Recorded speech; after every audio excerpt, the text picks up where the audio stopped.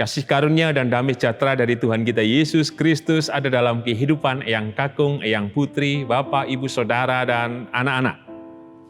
Semoga semua dalam keadaan baik, sehat, kuat, tabah, dan tetap sabar. Dengan percaya bahwa pertolongan Tuhan senantiasa memelihara kehidupan kita semuanya. Hari ini kita berjumpa kembali dalam renungan mingguan. Jumat 8 April 2022. Dan renungan didasarkan dari Yesaya 54 ayat 9 sampai dengan ke-10. Sebelum kita bersama merenungkan sabdanya, mari kita menyatukan hati di dalam doa. Bapa, kami mengucap syukur atas setiap anugerah, rahmat, kekuatan, pertolongan, dan kesukacitaan yang dari-Mu. Terlebih kami dimampukan untuk senantiasa memiliki pengharapan yang kuat dalam kuasa dan terang-Mu. Maka kebenaran firman-Mu yang hendak kami renungkan bersama, kami yakinilah cara kerja-Mu yang penuh kasih, yang menyelamatkan kami, supaya terus kami berjuang dalam kehidupan ini, bukan dengan mengandalkan kekuatan kami, tetapi pada kuasa dan kemurahan-Mu saja. Untuk itu Tuhan, mampukan kami percaya, mampukan kami terbuka, mampukan kami untuk terus berserah dengan keyakinan penuh pada mukjizat dan karya-Mu melalui firman-Mu yang hendak kami renungkan. Kuduskan layakan kami ya Tuhan Yesus oleh pengampunan-Mu yang sempurna. Di dalam-Mu ya Tuhan Yesus, Sang sumber kehidupan dan keselamatan, kami naikkan doa ini dengan syukur dan percaya. Amin. Yesaya 54 ayat 9 sampai dengan ke-10. Demikian sabdanya. Keadaan ini bagiku seperti pada zaman Nuh. Seperti aku telah bersumpah kepadanya bahwa air bah tidak akan meliputi bumi lagi. Demikianlah aku telah bersumpah bahwa aku tidak akan murka terhadap engkau dan tidak akan menghardik engkau lagi. Sebab biarpun gunung-gunung beranjak dan bukit-bukit bergoyang, tetapi kasih setiaku tidak akan beranjak daripadamu, dan perjanjian damaiku tidak akan bergoyang. Firman Tuhan yang mengasihani engkau. Berbahagialah kita yang merenungkan sabda Tuhan dan berbahagialah kita yang percaya. Hosiana. Amin. Eyang Kakung, Eyang Putri, Bapak, Ibu, Saudara, dan anak-anak, tema renungan mingguan hari ini, Jumat 8 April 2022 adalah hujan di bulan April. Jika kita perhatikan kembali di ayat yang ke-10, tentu kita diingatkan pada sebuah lagu. Biarpun gunung-gunung beranjak dan bukit-bukit pun bergoyang, tapi kasih setiamu tak akan beranjak dariku. Lagu ini biasanya dinyanyikan pada saat kita sekolah minggu. Dan lagu ini menceritakan apa sebenarnya? Jika kemudian kita mendalaminya. Yang pertama adalah, ini adalah fenomena yang lumrah, yang biasa terjadi dan pasti bisa dirasakan dan dialami oleh setiap kita yang hidup di semesta ini. Kita bisa mengalami atau merasakan ada gunung meletus, ada gempa bumi, dan peristiwa-peristiwa alam atau bencana alam. Tapi pada sisi yang lain, yang kedua adalah menceritakan kehadiran Tuhan dalam peristiwa alam tersebut. Namun pula menceritakan bagaimana tata kasih-Nya yang hadir itu adalah tata kasih-Nya yang berkuasa penuh, sehingga semesta ini dipelihara. Dalam kemurahan-Nya, dalam kasih, dalam berkat-Nya. Bukankah saya sering mengatakan bahwa semua penciptaan dinyatakan dalam kebaikan-Nya, sehingga sungguh amat baik, dan pada hari yang terakhir, Ia mengkuduskan dan memberkati semua ciptaan itu. Maka kembali, sekalipun gunung-gunung beranjak dan bukit-bukit pun bergoyang, tetap ada kehadiran, tetap ada cara kerja dan kasih Allah yang menaungi, yang hadir di dalam setiap kehidupan atau peristiwa alam tersebut.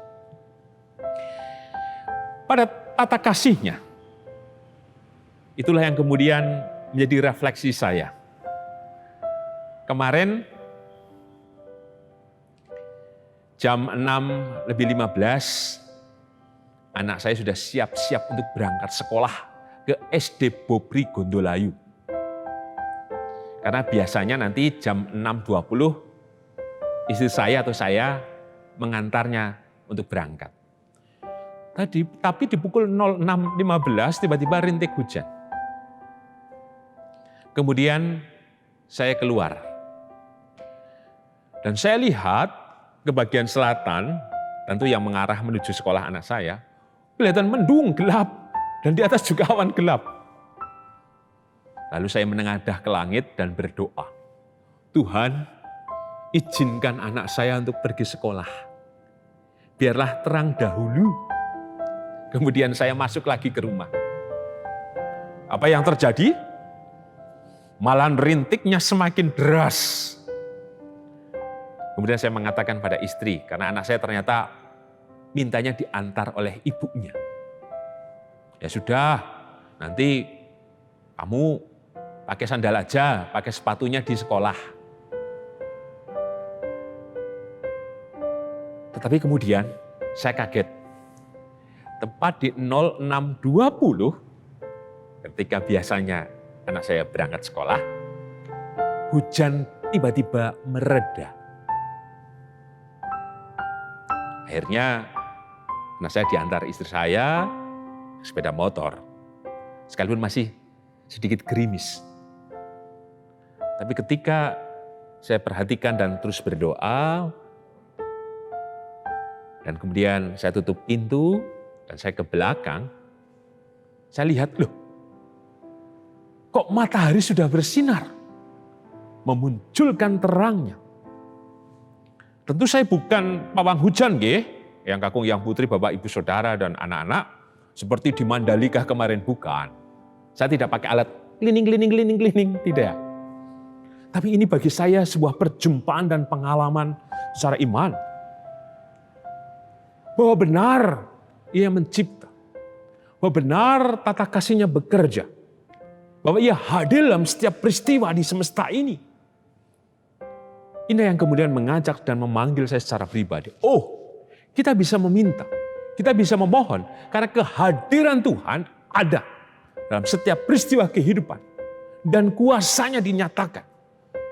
Untuk itulah, mari kita perhatikan kembali secara khusus di ayat yang ke-9. Berbicara tentang apa? Berbicara tentang kedaulatan Tuhan atas semesta ini. Kedaulatan Tuhan yang menceritakan dan menggambarkan apa? Bahwa Ia ada dan hadir. Mari kita perhatikan ayat yang ke-9.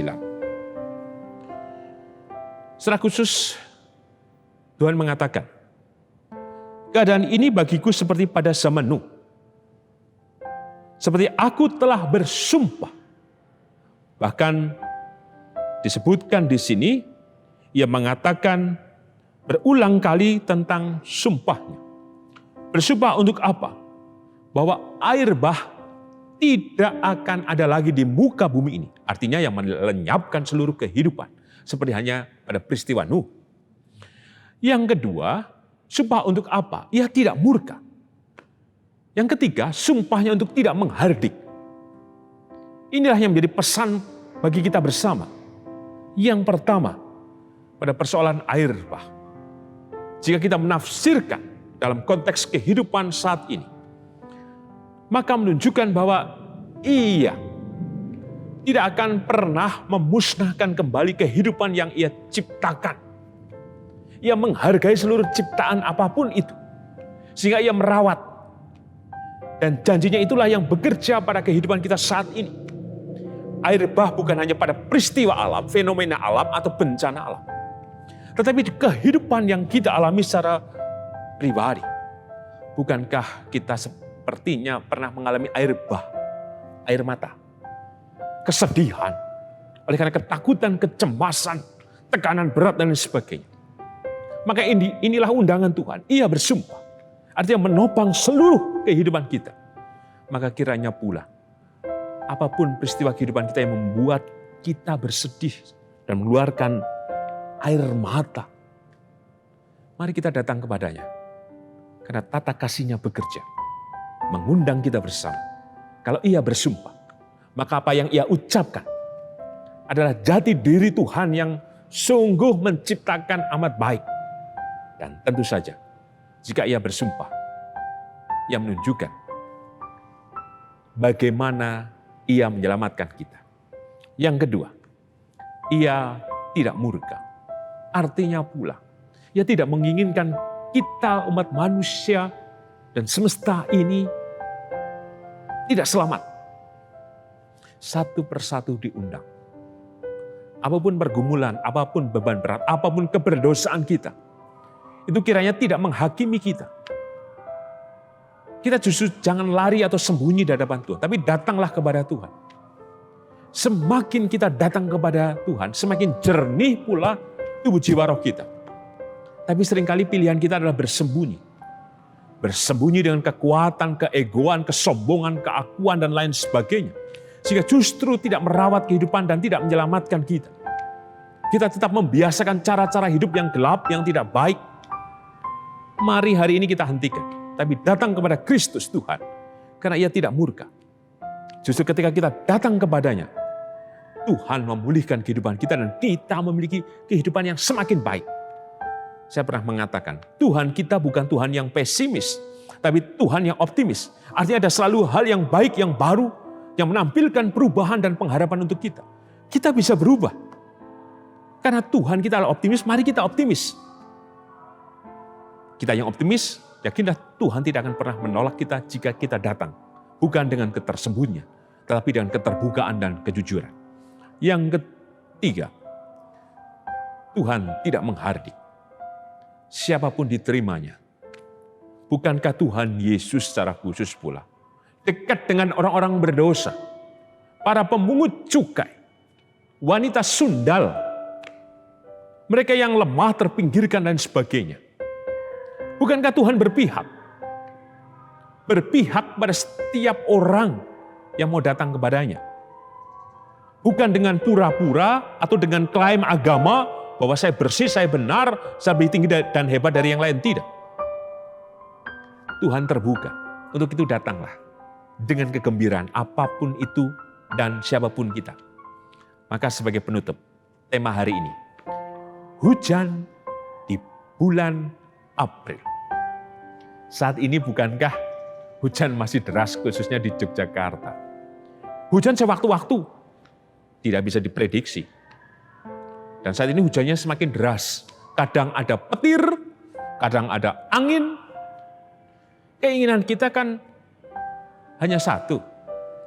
Ya kalau cucian kita banyak, ya diberikan terang supaya cepat kering. Kalau cuaca panas, ya diparingi, diberi hujan supaya dingin dan bisa tidur nyenyak atau istirahat yang enak. Kita tidak bisa menaksir fenomena alam. Atau kita kemudian tidak bisa mengantisipasi peristiwa alam itu. Tetapi kembali, hujan di bulan April menunjukkan apa? Kita kembalikan pada cara kerja Tuhan untuk kehidupan kita. Cara kerja yang bagaimana? Bahwa ia paham atas kehidupan kita. Hujan bulan April ini bukan kemudian dengan serta-merta tanpa Tuhan berpikir dalam kemurahannya. Tidak. Tetapi ia memang hadir dalam peristiwa fenomena alam, kuasanya yang bekerja. Ia tahu kebutuhan manusia. Dan tentu saja karena ia tahu dengan kebutuhan kita dan ini, maka Tuhan yang bersumpah, maka Tuhan tidak akan pernah mendatangkan, disebutkan membumi hanguskan dengan air bah, ia tidak murka, ia tidak menghardik. Hujan bulan April menunjukkan cara kerja Tuhan yang ada dalam kehidupan kita. Setiap orang diberi hujan bulan April adalah berkat-Nya yang senantiasa di dalam kehidupan. Hujan bulan April dalam kedaulatannya yang mengatur semesta ini. Untuk itulah, mari kita percaya bahwa hujan di bulan April ini adalah caranya yang bekerja memberkati kita. Kenapa demikian? Kita perhatikan kembali di ayat yang ke-10. Ada kata kunci, kasih setia dan janji perdamaian. Kalau kasih setia, berarti semuanya mendatangkan kebaikan. Tuhan tidak lari, Tuhan tidak bersembunyi, tapi Tuhan hadir pada peristiwa-peristiwa di sekitar kita, tetapi juga ada dalam kehidupan kita. Untuk menyatakan apa? Perdamaian. Artinya apa? Bahwa Ia menghadirkan damai sejahtera atas kita bersama. Mari rayakan hujan di bulan April ini menjadi berkat dan pengharapan dan keyakinan kita bahwa Ia bekerja, bahwa Ia memelihara, bahwa Ia mengundang kita bersama untuk menerima keselamatan yang darinya. Amin.